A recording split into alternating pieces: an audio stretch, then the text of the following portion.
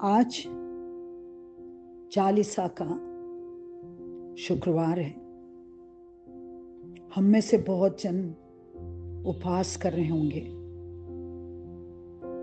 आज हम सब क्रूस के रास्ते पर एक साथ होंगे। साल में एक बार चालीसा आता है और इसी समय 80% ईसाई थोड़ा बहुत ईश्वर की तरफ झुकता है।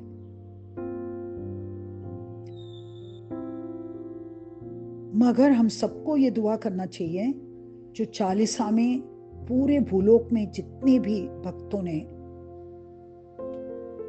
बेहतर होने के लिए कुर्बानी दी है वो चालीसा तक न रुके, आने वाले जिंदगी में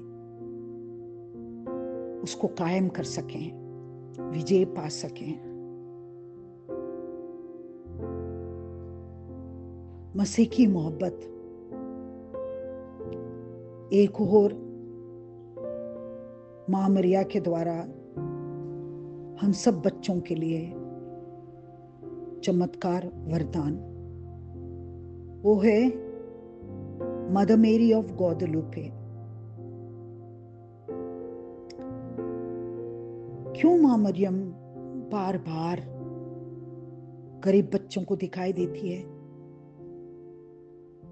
नादान, ना समझ ऐसे लोगों को ये क्यों चुनती है? क्योंकि सारे भूलोग ये समझे कि इन्होंने मनगढ़ंत कहानी नहीं बनाई और सारे पढ़े लिखे थोड़ा सर झुकाए हैं स्वर्ग के लिए, पवित्रता और दयालुता और नरम दिल चाहिए। तो सुनते हैं एक मोहब्बत से भरी कहानी फिर एक और बार। सन 1531 मैक्सिको सिटी, वहां पर एक गरीब किसान या शेपर्ड समझ लीजिएगा, उनका नाम जुआन डे गो था। उन्हें कोई नहीं पहचानते थे। आज मुझे भी उनका नाम लेना पड़ रहा है। वो संडे को मास के लिए सेलिब्रेट करने के लिए जा रहे थे। उनको एक छोटी सी पहाड़ी क्रॉस करनी थी। जैसे वो क्रॉस करती हैं वहां पर मां मरियम प्रत्यक्ष हो जाती हैं, अपैरिशन हो जाता है। उन्हें कुछ समझ ही नहीं आया क्योंकि वो उन्हें हुबरू देख रहे हैं आमने सामने। तो उन्होंने, मां मरियम ने मुस्कुराया, अभिनंदन किया उनकी भाषा में जो वो बोलते थे, जो गांव के लोग बोलते थे, बहुत कम लोग बोलते थे, ताकि ये नादान मनुष्य समझ जाए।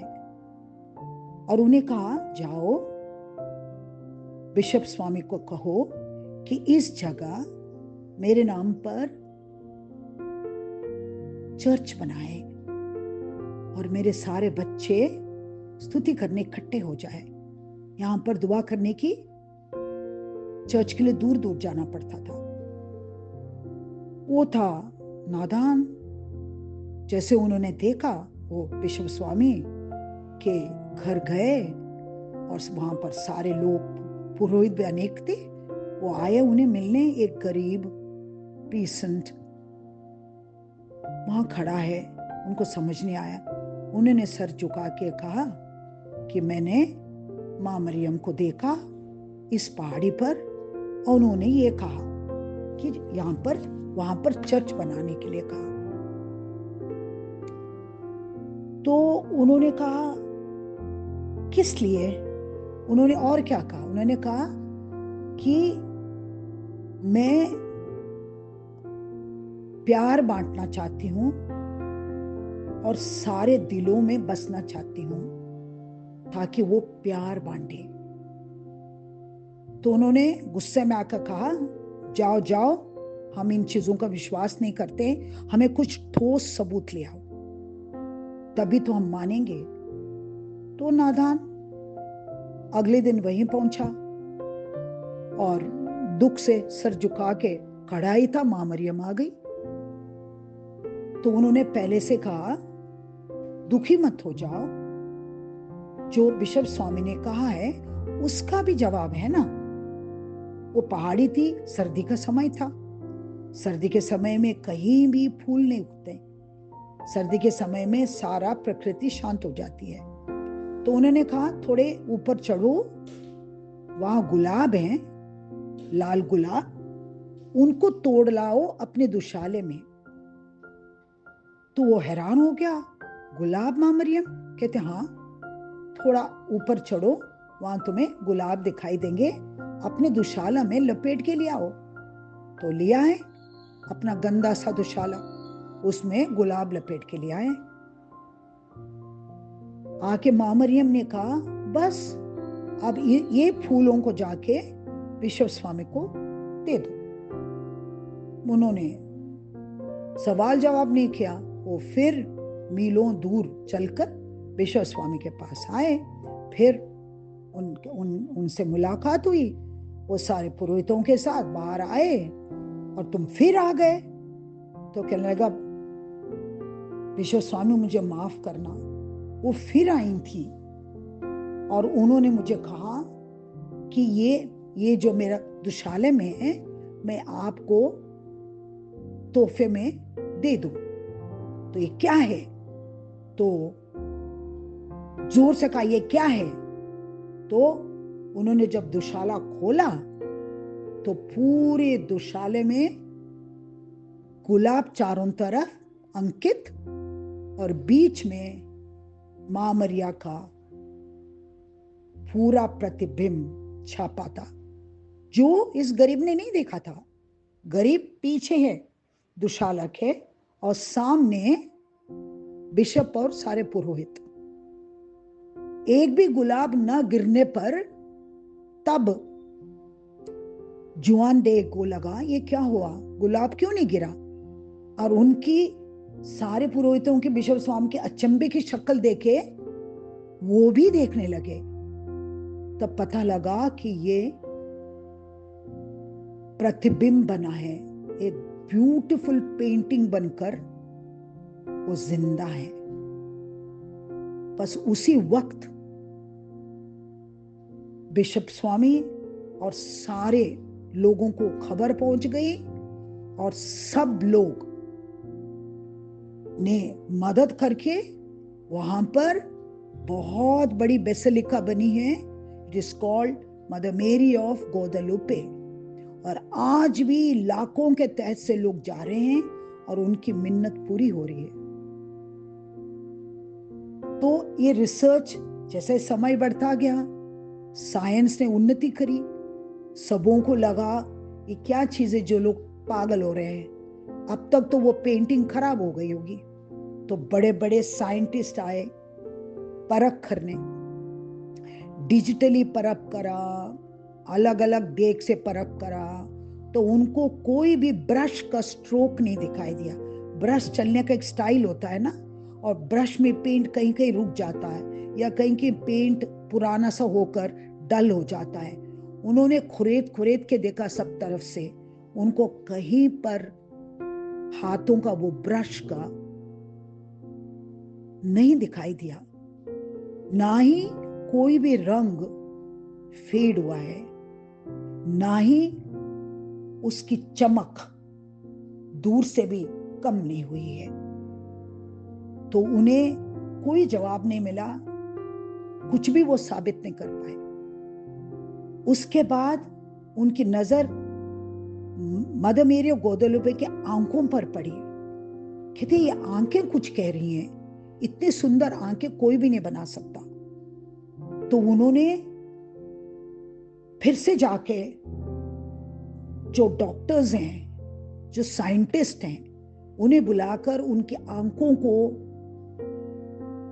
के ऊपर रिसर्च करने के लिए बुला भेजा। वो सारे अपने रिसर्च, जो लेटेस्ट रिसर्च, ये लेटेस्ट की बात कर रही हूं मैं, आधुनिक दुनिया में हमारी दुनिया के डॉक्टर्स रिसर्च सब कुछ करके डिजिटल करके, सब कुछ करके एक ही चीज बोलने लगे। आंखों के भीतर छोटे छोटे न जाने कितने लोग दिखाई दे रहे हैं और वो सब कुछ बोल रहे हैं। वो लोग बहुत कुछ बोल रहे हैं, मगर बहुत लोग दिखाई दे रहे हैं, छोटे छोटे राई जितने, आंखों के भीतर इतने सारे लोग देख रहे हैं। तो उसी का इंटरप्रिटेशन क्या किया कि जो मांगने वाले, जो भक्तगण जो आ रहे हैं, उन्हीं के लिए मां मरिया आई है। उनके आंखों में वो दीन दुखियारे समा गए हैं और उनका संख्या कभी नहीं कम होगी। जितना दुनिया साइंस की तरफ बढ़ेगा उतनी गरीबी बढ़ती जाएगी और संसार पाप की तरफ चल रहा था। तो मां मरिया प्यार का प्रतिबिंब हमारे लिए ईश्वर ने वरदान के तौर पे दिया है और वो आज भी हम सबों की फोटो लेके अपने कान में बैठी है, अपने आंख में बैठी है। हम जाएंगे, हम भी उनके आंखों के अंदर दिखाई देंगे। लाखों लाखों लोग आते जा रहे हैं और उनकी आंख सबको देखती जा रही है। वो जीवित आंख है। फिर भी मनुष्य का हृदय परिवर्तन नहीं होता। ये सब कुछ आज हम यहां बैठ के ग्वादेलुपे मैक्सिको, अमेरिका का उधर सुन रहे हैं, मगर ऐसे ही सुन रहे हैं। हमारा दिल परिवर्तन फिर भी वहीं का वहीं है। यही है अंतकाल का अभिशाप। जो सुनने वाले कान सुनेंगे मगर नहीं सुनेंगे, तो देखने वाले आंख देखेंगे मगर नहीं देखेंगे। अब ईसा मसीह की ये बात समझ आ रही है। हम वही लोग हैं जो सुनकर भी ना सुनी करते हैं, देखकर भी ना देखी करते हैं, मगर ईश्वर का प्यार में बढ़ोतरी है, कभी कमी नहीं है। वो मां मरियम को बेचते जा रहे हैं, उन्हीं की अनुमति से वो हमारे बीच में आती हैं। इसी के वजह से मां मरिया हमारे लिए एक महत्वपूर्ण जरिया है और इसी को, इस कॉन्सेक्रेशन में हम जीत रहे हैं। तो हम जीती हुई औलाद है जो स्वर्ग की है।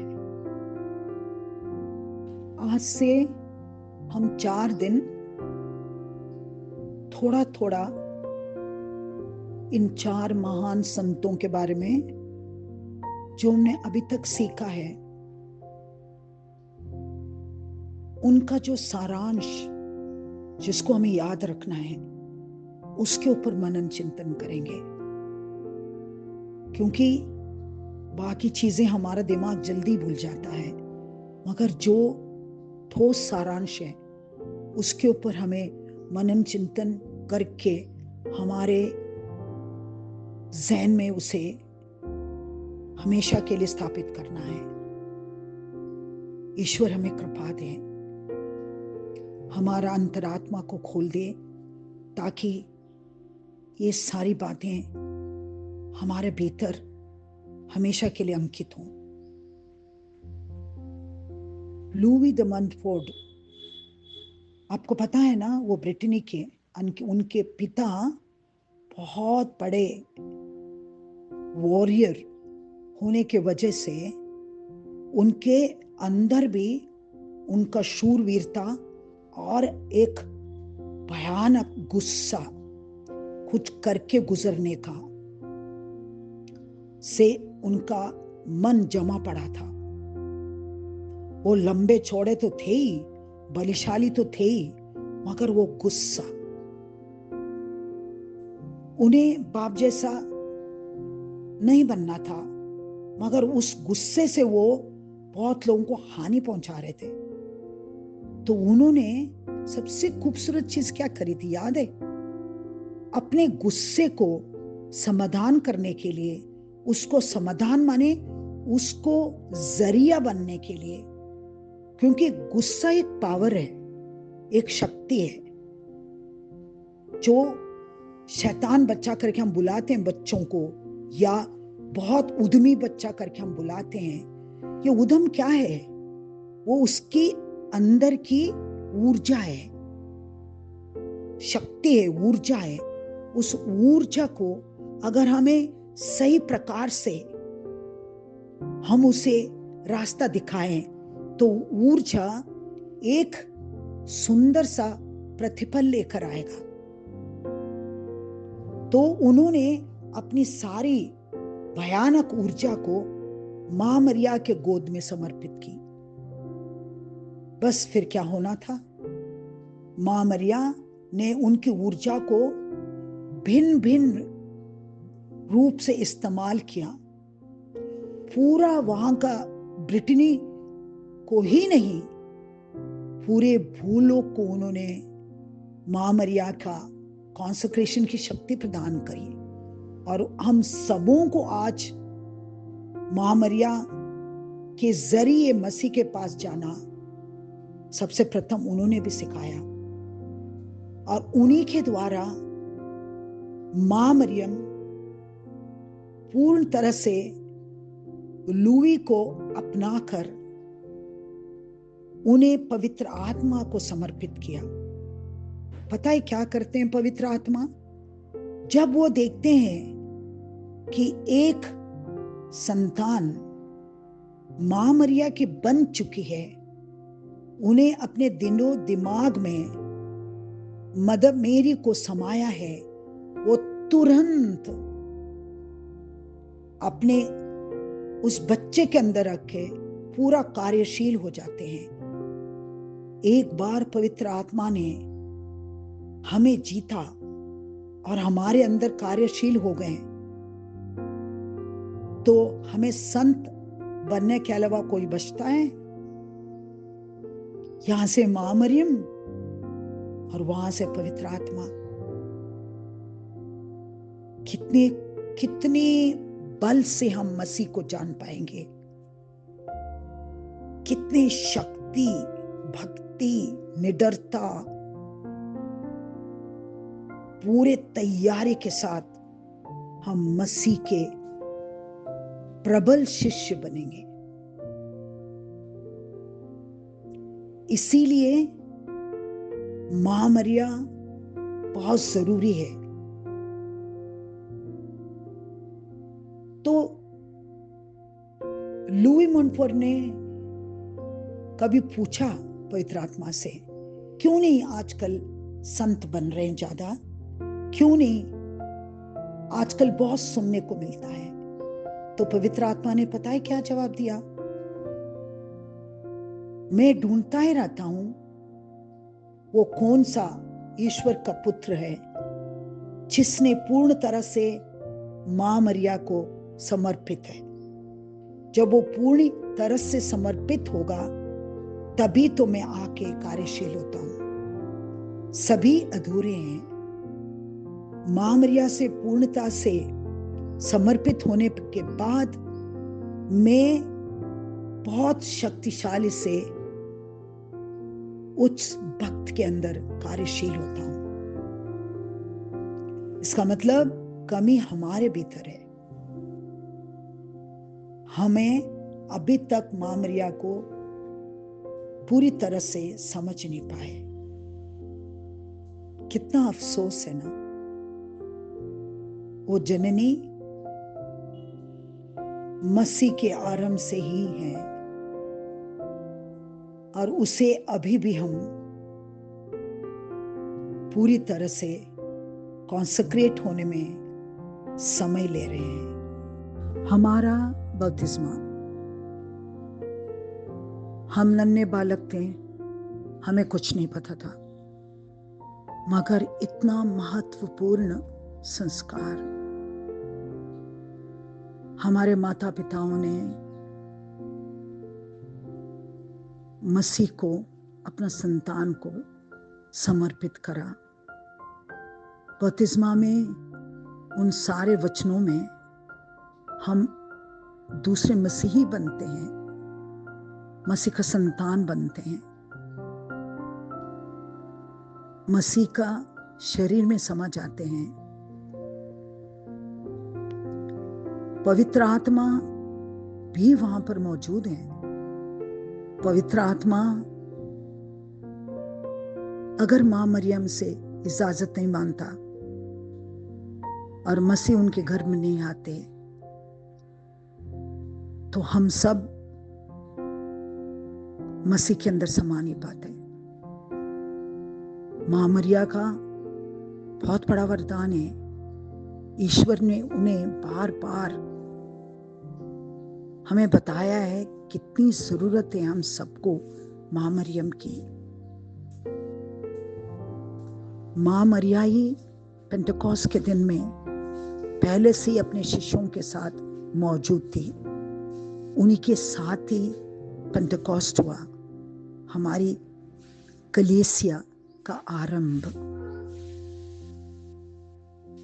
मां मरिया ही आज हम सबों को मसीह के पास ले जाती हैं और पूरी तरह से मसीह के शरीर का एक अंग बनाने के लिए हमें तैयार करती हैं। एक और दूसरा मसीह। पवित्र आत्मा मां मरिया के समर्पित बच्चों के अंदर अधिक क्रियाशाली होते हैं, क्योंकि वो ममतामयी मां का पहले पुत्र बन जाता है, जिससे उन्हें मसीह बहुत आसानी से मिल जाते हैं। इसीलिए हम सब मिलकर मां मरिया में समर्पित हैं। हम सबको याद है ना, गलतियों के ग्रंथ में अध्याय 2 में 20 की वचन क्या कहते हैं?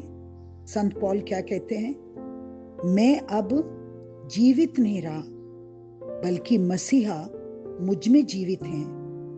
अब मैं अपने शरीर में जो जीवन जीता हूं, उसका एकमात्र प्रेरणा स्रोत है ईश्वर के पुत्र में विश्वास, जिसने मुझे प्यार किया और मेरे लिए अपने को अर्पित किया।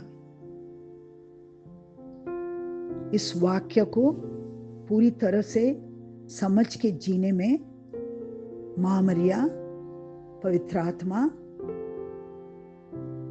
हमें पूर्ण अर्थ तक ले जाएंगे और हम सब मसीह में समा जाएंगे और एक अटूट पवित्र कलीसिया बनाएंगे।